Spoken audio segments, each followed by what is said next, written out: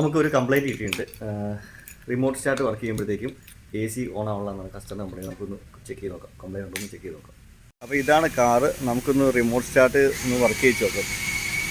അപ്പോൾ ഇതിനകത്ത് ഈ റിമോട്ടിൽ ഈ ലോക്ക് 3 പ്രാവശ്യം ഞെക്കിയിട്ട് ഒന്ന് ലോങ് പ്രസ് ചെയ്യുമ്പോൾ വർക്ക് ചെയ്യും. 1 2 3. ഓക്കെ, റിമോട്ടിൽ സ്റ്റാർട്ടായിട്ടുണ്ട്. നമുക്ക് തുറന്ന് നോക്കാം.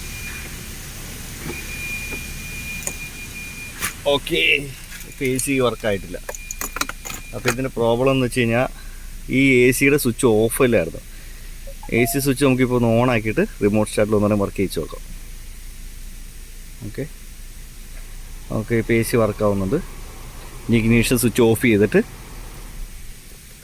ട്രൈ ചെയ്ത് നോക്കാം.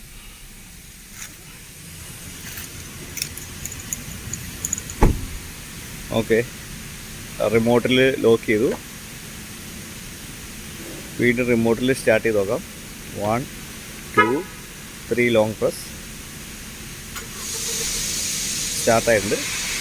നമുക്കിപ്പോൾ എ സി വർക്കായെന്ന് നോക്കാം.